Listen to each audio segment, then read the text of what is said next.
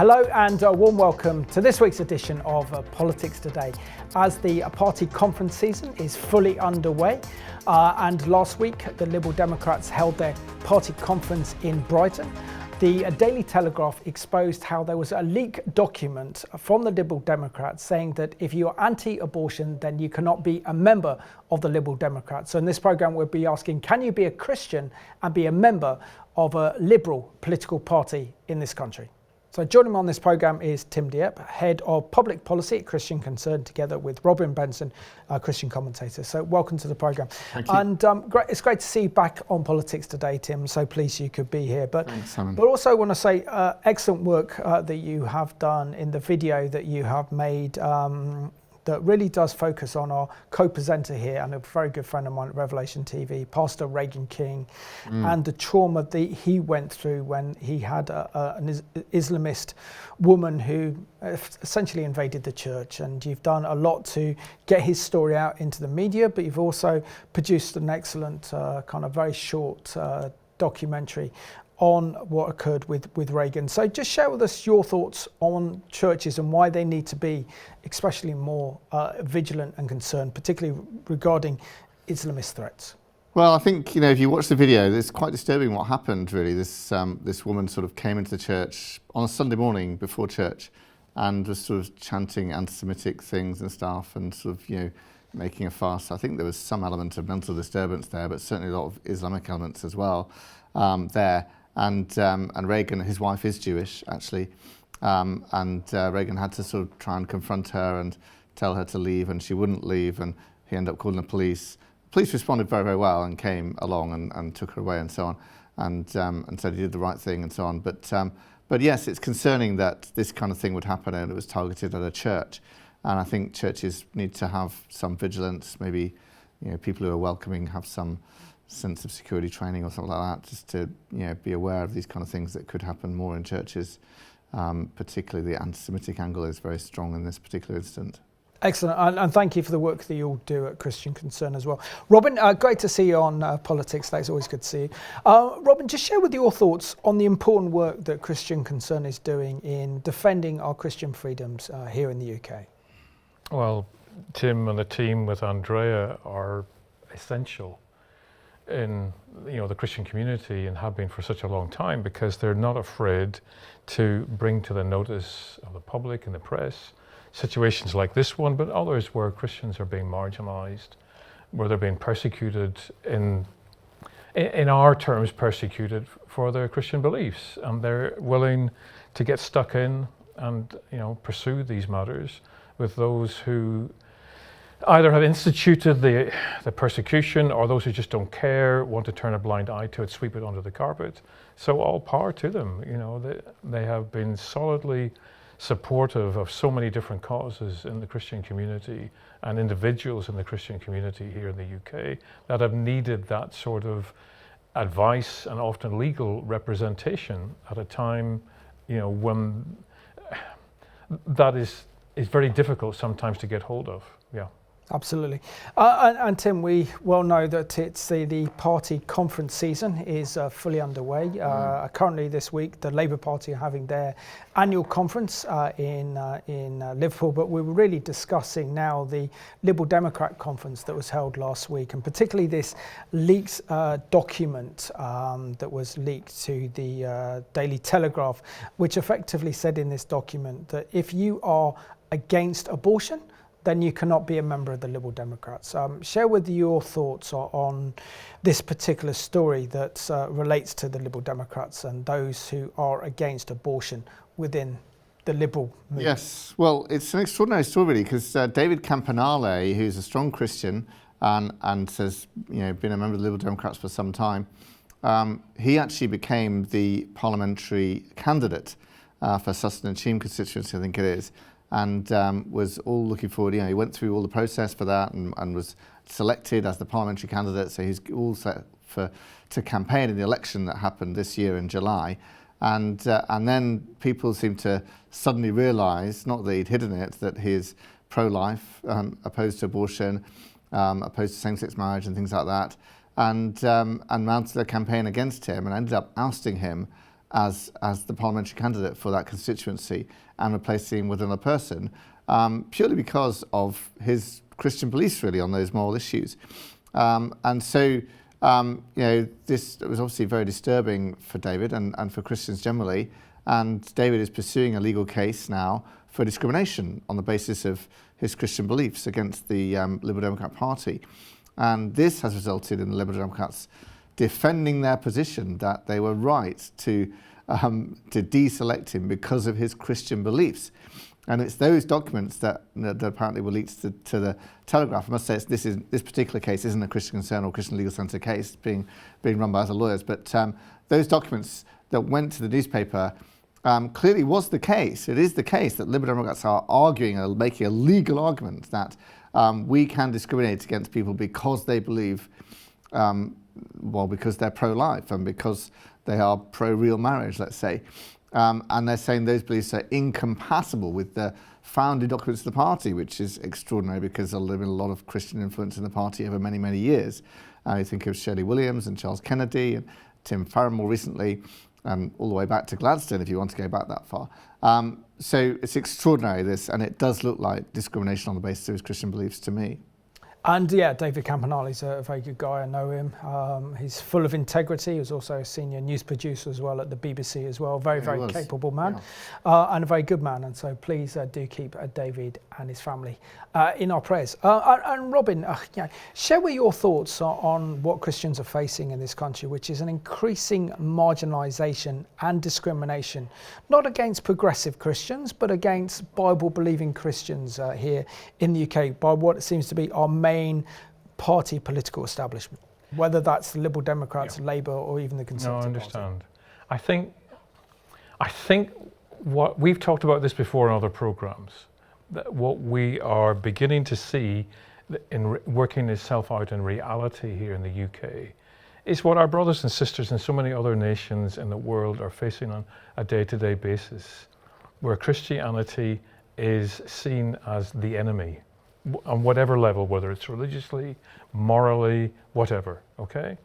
And I think part of our problem is that we're so unused to that here in the UK, where Christianity has had a strong influence upon our society for hundreds of years, that all of us, creepingly, it is turning in the other direction. And therefore many Christians struggle to come to terms with the fact that actually we're beginning to experience what a vast majority of fellow believers elsewhere in the world experience all the time. And that's quite a shock to the system. To discover all of a sudden, it's been creeping with us, 5, 10, 15, 20 years maybe, increasingly so. All of a sudden to discover we're no longer accepted. What we believe, what we think is actually going against the trend of society, and it's not welcome anymore. It's not wanted. And this is what's happening. And this case with David Campanelli is a prime example. It's out there in the public domain, and it will rattle a lot of Christians, probably, particularly those who are involved in politics, are going to have to take stock. Do I really want to be involved? I'm prepared to face this sort of opposition, this sort of defamation that has gone on in this case. Absolutely. And Tim, as regards to David Campanelli and his legal case, why is it so important that Christians are taking legal action like David, and particularly in suing the Liberal Democrats for discriminating against Christians? Why is it so important to actually take up such legal cases? Well, it's a very, very significant precedent, isn't it? If the Liberal Democrats can say you can't be a member of a party because you take this stance on abortion, you take this stance on same-sex marriage. And, this is why Rowan Williams, the former Archbishop of Canterbury, has intervened and spoken out and said, this is outrageous. You're discriminating against not just Christians, but devout Jews and maybe even devout Muslims and devout people from various other faiths as well. Is that really what the Liberal Democrat Party should do, like discriminate against people because of these faith positions or moral issues which have been regarded as conscience issues in the past, not issues that parties take particular policy stances on. And Charles Kennedy himself has said something like assisted suicide is a conscience issue and should be a conscience issue. And yet here we are on abortion, and they're prepared to say, no, you can't represent our party if you take this view. And I think that is very concerning for Christians. And so this is why it needs to be tested in the courts to see, is that right? Will that stand up? And if it will, then we know that Christians, faithful Christians can't represent the Liberal Democrat Party, and that's where we stand. If it doesn't stand up, then we've helpfully freed it up so that Christians can, even if it's not David Campanelli in future, it might be some other Christian who can stand and represent, and they can't discriminate against them again on the same basis and say, oh no, we're going to deselect you because you've got these outrageous views of being pro-life and pro-marriage, for example. So I think it is very important, and it'd be very interesting to see, and obviously we've already seen revelation that Liberal Democrats are prepared to defend this position, that they were right to discriminate against David because of these views. And that's just very interesting in itself. Absolutely. And it's interesting, isn't it, as Tim was mentioning there, that the former Archbishop Rowan Williams has intervened in this matter. And as Tim was saying, it sets a dangerous precedent that, for example, if Christians are then discriminated against within the Liberal Democrats, then what's next? Is it then possible to say that Christians cannot be part of any major political party on the ground that they hold to strong biblical values when it comes to issues such as abortion, sexuality, or even euthanasia? To be honest with you, Simon, I think that's the way we're heading. Okay, it hasn't gone that far. Maybe this case will create a check in the trend in going that direction. I don't know. Time will tell. I read through the links that you sent to me, the different newspaper articles, and I smiled, to be honest with you, when I saw that it was Rowan Williams was the one that had risen to David's defense. I mean, he's not exactly a popular figure amongst evangelical Bible-believing Christians. Good for him that he said what he said. But it would have been more helpful, I think, if the current Archbishop of Canterbury, along with his compatriot up in the north, had come out and said something on this issue, rather than someone who's a former, and as I say, he's not exactly kosher when it comes to many Bible-believing Christians. But okay, good. He's brought it out into the public, arena and put, with his caveat, that he doesn't necessarily agree with everything that David believes. Nevertheless, he thinks there's a real danger here. Good on him. Oh for more, who have his influence, at least amongst that sector of the Christian community, to speak out. No, absolutely. And Tim, what would you make of that extremely interesting news report you sent me from The Independent? That the Liberal Democrats have asked David Campanelli that he must prove the divinity of Jesus Christ in court over his claims that he was deselected because of his Christian faith. And what do you make of the Liberal Democrats actually putting the Son of God on trial? I mean, that's an extraordinary story, isn't it? Yes, the Independent article says that the legal documents from the Liberal Democrat Party appear to say that he has to prove that his faith is true, or that there's truth in his faith. I think they probably meant to say they have to prove that Christians believe that a pro-life position, or that marriage is to a man and a woman. That's probably what they meant to say, but I think it could be read to say you have to prove that Christian belief is true, and the Independent obviously ran with that story. So we'll see what happens in court and how it's interpreted in court. But we're quite often having to prove in court that it's a position for Christians to believe in basic sexual morality, for example, or in this case to believe in the pro-life position is a Christian position. Because of course, in the world out there, there's a very muddled position. The Church of England position is muddled, and muddling it for everyone in the country.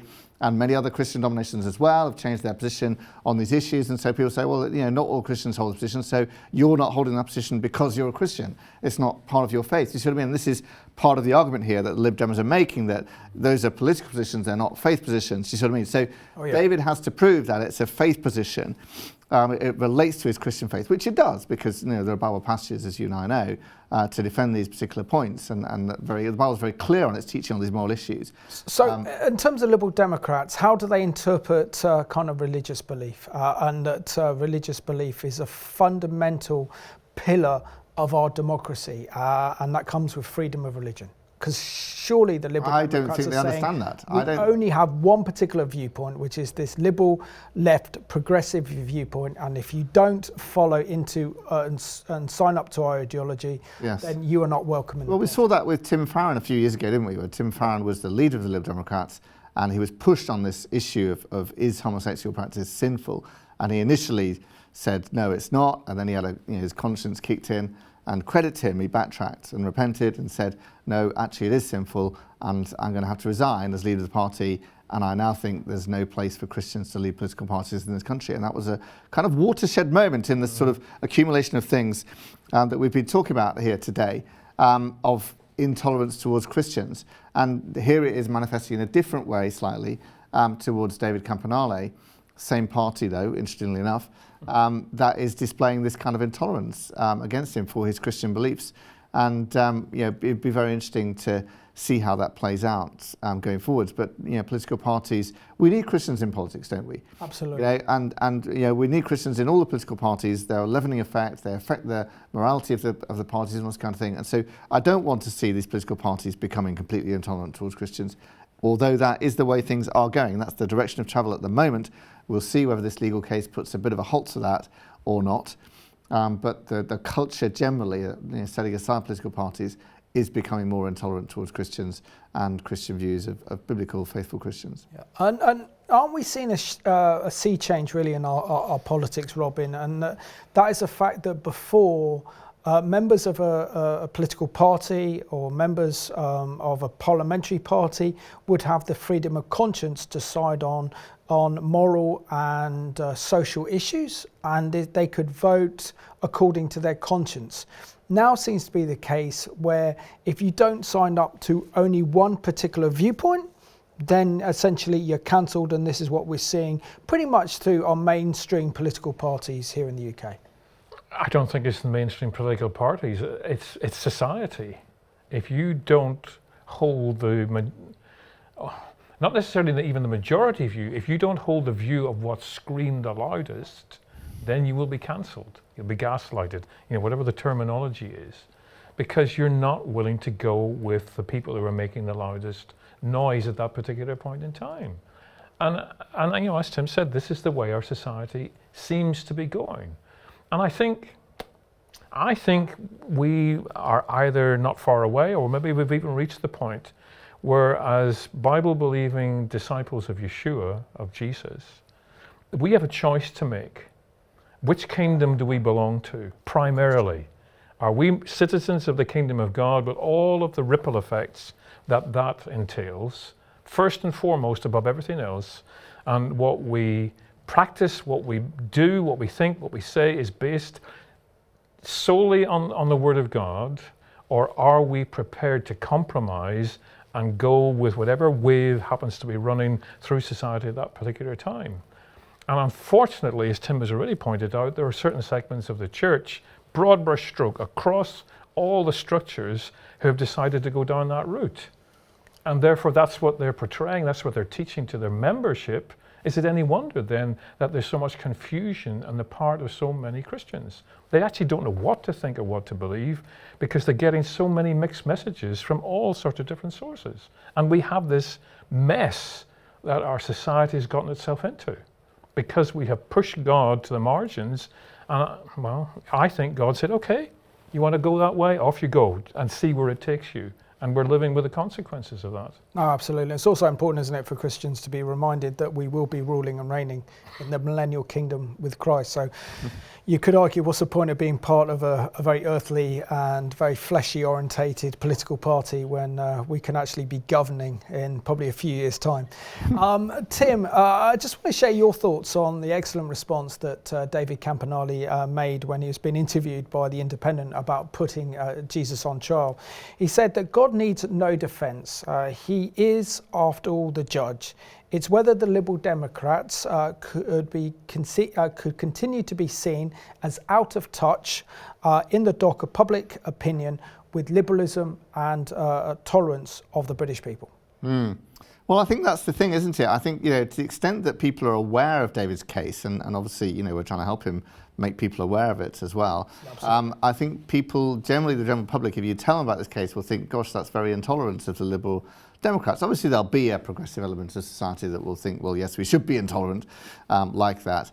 But many people wouldn't be, and I think this is part of what David's case is, that if the Liberal Democrats want to appeal to lots of people, want to appeal to a wide segment of society, they ought to not basically rule out Christians, and for that matter Jews and other people as well, who take these religious positions and say that they're out of court, they should just be cancelled, and you can't represent our party with those views.